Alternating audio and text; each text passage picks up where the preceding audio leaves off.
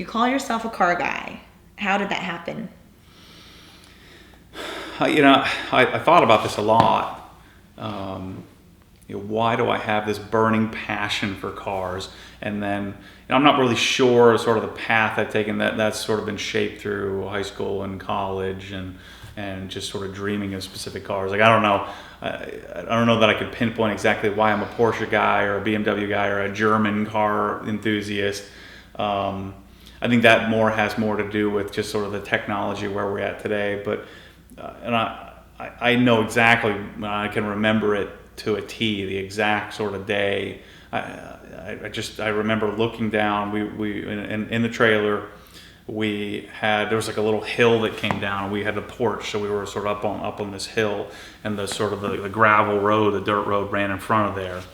And obviously, we didn't have a garage, but my dad had been in search for a classic car to build. Again, he had some sort of painting and body repair and mechanic experience from high school, and then just working on cars over the years. He had some skills there. So. It was clear, so my dad was on a search for a classic car. Now, resources are limited, so I'm probably in first grade, at this point. So I'm sort of overlapping a little bit with the trailer park story. But I remember looking down the hill. We're all waiting. We didn't have cell phones, but we're waiting. We knew that he had found a car. We knew that he was going to buy it. We knew that they were going to pick it up.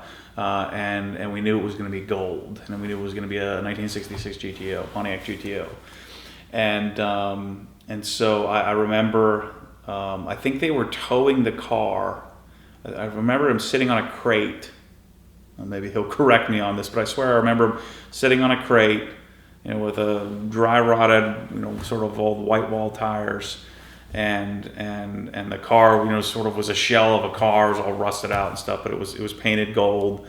And then a flatbed with all kinds of stuff like engine blocks and parts and things like that, sort of rolling behind. And like I said, we obviously didn't have a garage.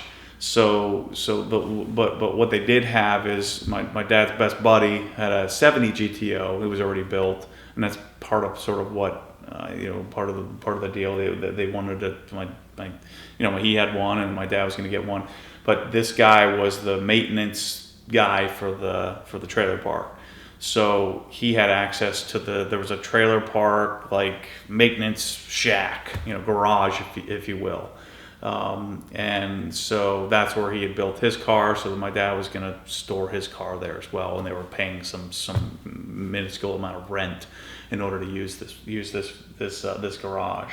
So they towed it down to the garage, and I remember, my dad would pick me up because my dad would work sort of the early shift, so he'd work from say 6 a.m. and he'd be home at 3 or 2 or something like that.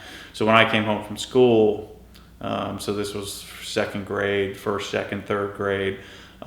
He would take me with him to the garage, in the winter and the summer. So he worked on it. I think it was a good solid couple of years. And now remember, they're paying cash for all this stuff, and he's doing everything himself. But there's certain things that he would have to sort of sub out, like getting the block refinished and things like that, and sandblasted. And but he, I remember helping him or standing there watching him strip the paint off the car with a brush and paint stripper. I remember, hanging out just watching him, rebuild the drum brakes or watching him sort of paint the engine block with a can of spray paint. Watching them make a sort of a makeshift paint booth with plastic and they shared sort of an air compressor and things like that. So I remember just showing up. I didn't do a lot of stuff. My dad was never one to sort of include me in the build. He would just do it.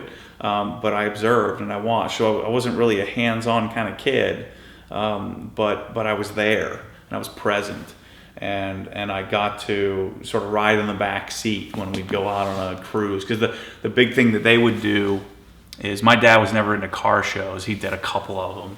But he was into the Friday night, almost like the Cars and Coffee of today, where Friday night you would go to an ice cream place, or a bunch of classic cars would get together.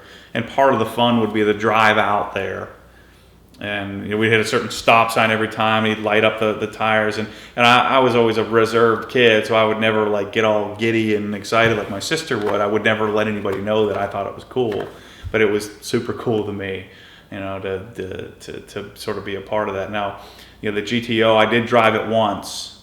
I wish I could drive it today, and I'd probably end up buying one someday. But classic cars, you would think I'd be into classic cars. I'm just not. I think it's the engineer in me that prefers prefers whatever the latest, newest technology is. But certainly that experience of growing up, showing up at the garage, and when it's cold, warm, I'd be doing my homework, and when I did homework. Eventually, I kind of quit doing homework, I think, and just kind of showed up. But I would be doing my homework, and then I'd get to watch.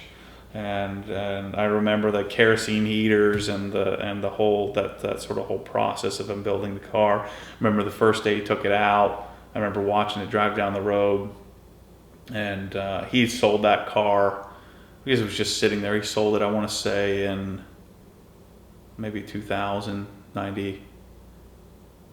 No, I think 99 maybe, when I was in college.